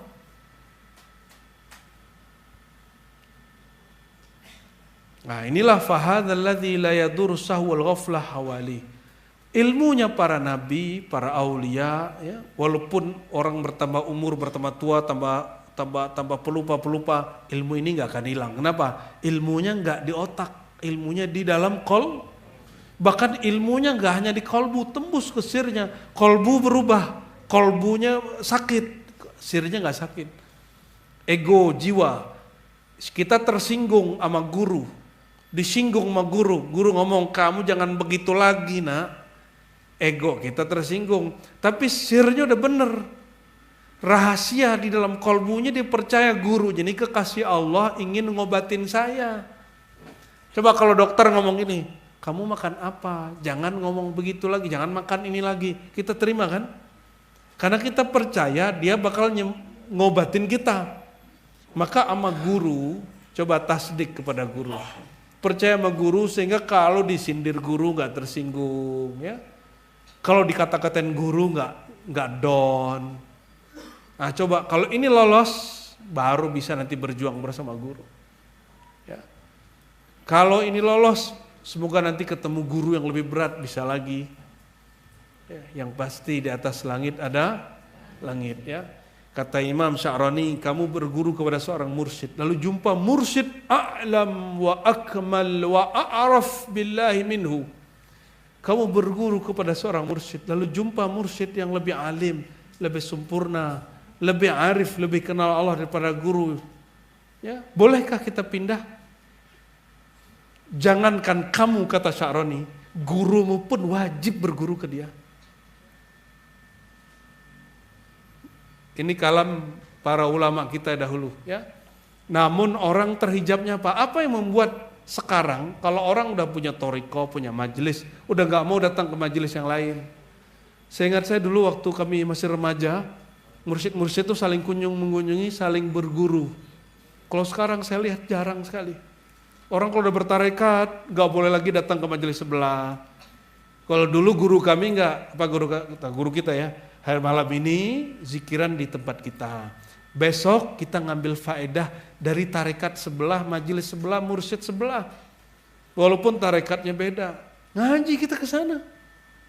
Gurunya juga ikut ngaji. Siapa tahu Allah ngasih rahasia kepada orang itu lebih daripada gurumu yang ini. Begitu beliau. Syekh Yasin Al-Fadani bawa muridnya bersama beliau kepada Syekh Ibrahim Fatani. Syekh Al-Habib Abdul Qadir Sagaf di Jeddah dibawa. Gak gengsi dia. Dia gak takut nanti guru dan murid setara belajar. Jadi satu angkatan, gak takut. Kalau sekarang kan guru gengsi. Kalau kamu nanti berguru ke guruku, nanti kamu tinggalkan aku. Atau apa? Majelisnya bubar. Ini yang kemudian orang-orang kemudian takutkan. Itu yang jadi hijab. Jadi betapa banyak majelis yang dibikin, punya murid banyak, popularitas, menghijab seseorang untuk berguru kepada yang lebih alim, kepada Allah Subhanahu wa ta'ala. Maka Bapak Ibu Saudara-saudariku karena Allah, oleh karena itu kita bermohon kepada Allah, semoga Allah selalu ajarkan kita dan perhatikan penutupannya di sini ya. Alladzi 'allama bil qalam 'allamal insana ma lam ya'lam. Jadi qalam itu kata Imam Ghazali itu ibarat satu makhluk Allah yang menjadi sebab Allah mengukir, menggores, menoreh ilmu di kolbu. Ya. Apa kata beliau? Yang mengajar dengan al-qalam mengajarkan al-insan ma lam ya'lam. Kalau terjemahan umum mengajarkan manusia apa yang dia belum tahu. Ini terjemahan biasa. Kalau tafsir Isyari nggak begitu. Allamal insan, dia mengajar manusia, ma-nya alladzi mausul kepada insannya, bukan kepada ilmu insannya. Allamal insan alladzi lam ya'lam, yang merasa dirinya tidak tahu. Ini tafsir Zauqiyahnya. Kalau selama ini tafsir yang saya dengar, dia yang mengajarkan manusia, yang manusia itu ilmunya belum dia punya. Berarti ma-nya kepada isim mausulnya, kata hubungnya kepada ilmunya, sifat ilmunya. Bukan, ini kepada zat insan itu sendiri. Alladzi 'allama bil qalam. Dialah yang mengajar dengan al-qalam. 'Allamal insan. Allah langsung mengajarkan al-insan. Al-insan yang mana? Alladzi, di sini pakai ma lam ya'lam, yang dia tidak merasa berilmu. Jadi kita kalau hadir di satu majelis manapun, anggap diri kita tidak berilmu, baru Allah isi. Insya Allah, hatta ketemu siapapun ya. Ketemu siapapun. Semoga Allah Ta'ala ridhoi kita semua. Allah jadikan kalbu ini bercahaya dengan nurnya, dengan ilmunya. Allah jadikan kalbu kita sehat dari penyakit-penyakit kalbu, jiwa kita sehat dari penyakit-penyakit jiwa, pikiran kita sehat dari kejahilan dan lain sebagainya, dan Allah jadikan keluarga kita teman-teman surga, majelis kita teman-teman surga, amin ya rabbal alamin. Khalas? Doa. Mari kita berdoa, sebelumnya kita salawat dulu ya. Asyhadu an la ilaha illallah, asyhadu anna Muhammadar Rasulullah, asyhadu an la ilaha illallah. Innallaha malaikatahu yusalluna 'alan nabi. Ya ayyuhalladzina amanu sallu 'alaihi wa sallimu taslima. لبيك اللهم صل وسلم وبارك عليه.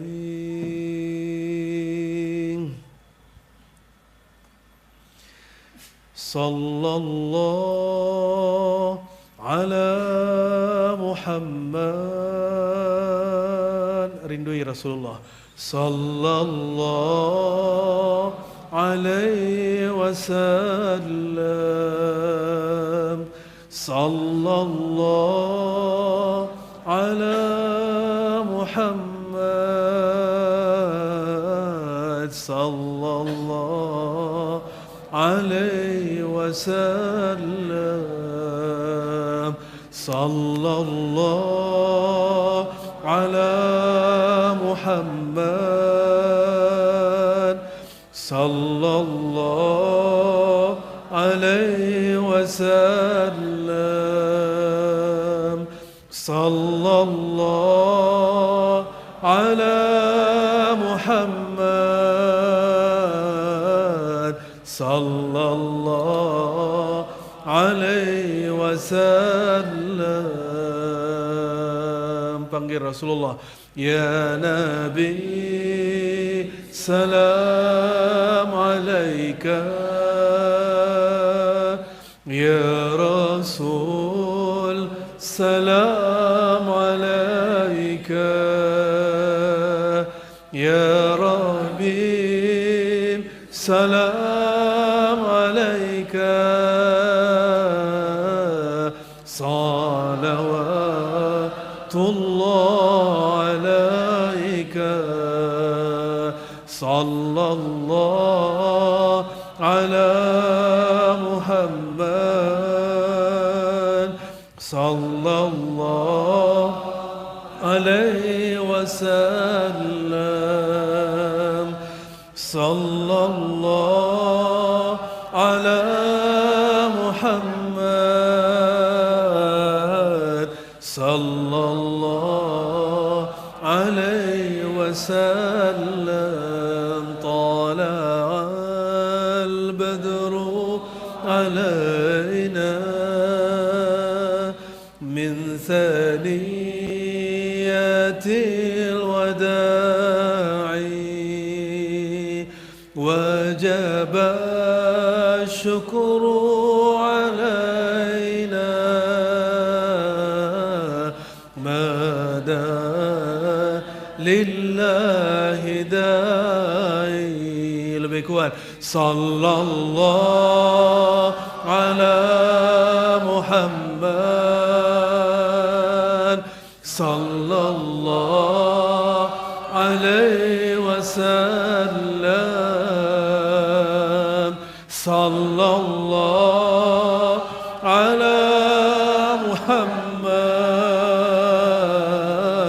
sallallahu alaihi wasallam, sallallahu ala Muhammad,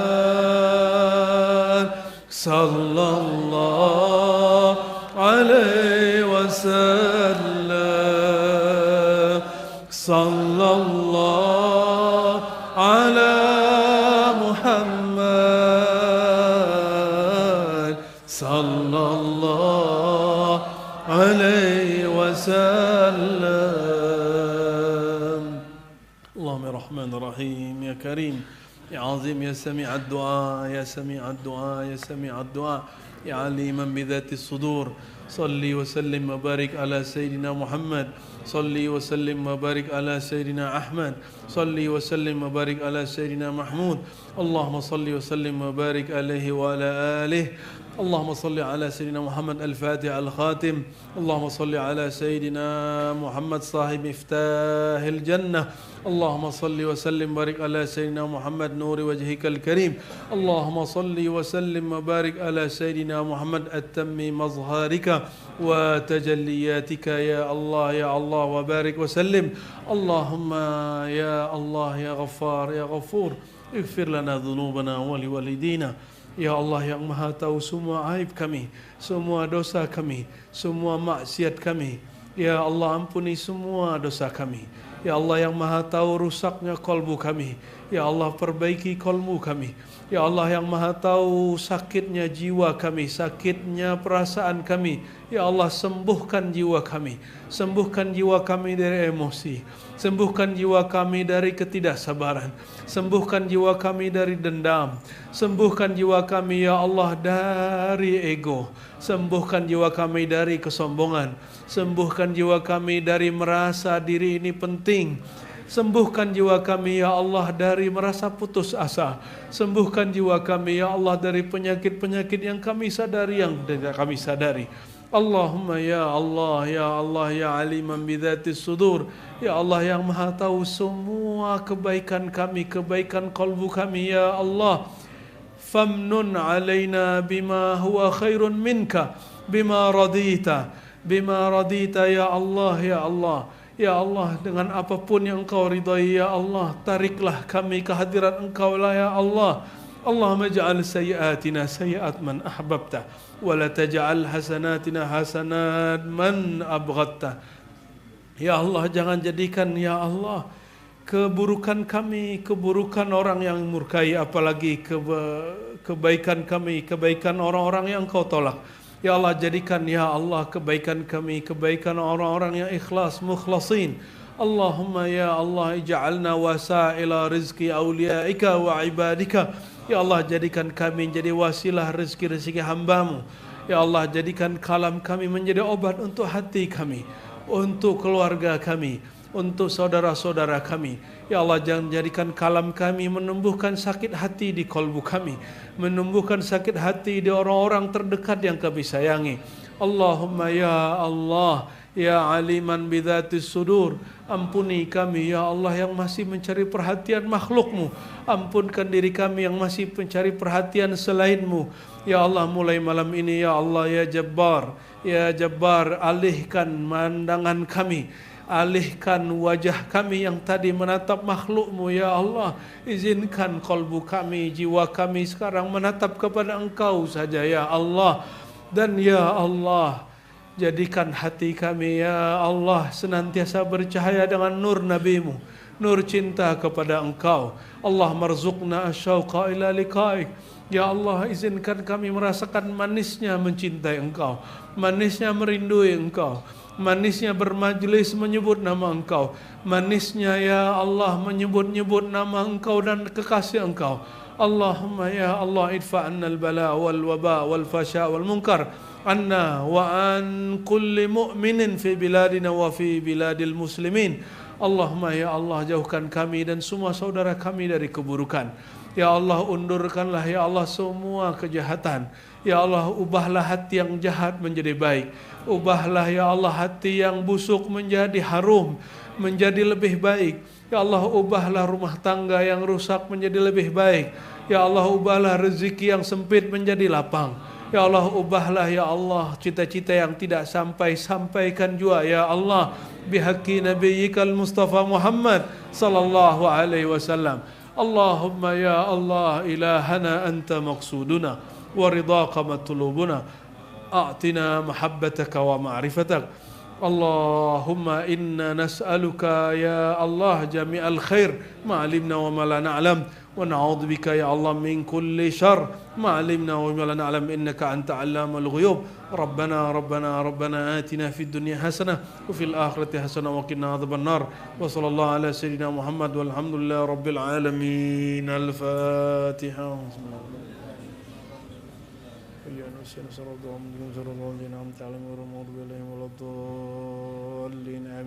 آمين آمين يا رب العالمين. استجب دعواتنا بالسر الأمين بسر سورة الفاتحة بسر أسمائك العظام بسر أسماء نبينا محمد صلى الله عليه وسلم وبسر سر ذاتك يا الله يا الله يا الله يا ذات السر يا سر الذات. استجب دعواتنا كما يليق بك كما يليق بحبيبك المصطفى محمد صلى الله عليه وسلم. سبحان ربك رب العزة عما يصفون وسلام المرسلين والحمد لله رب العالمين. صلاة الله. Silakan kepada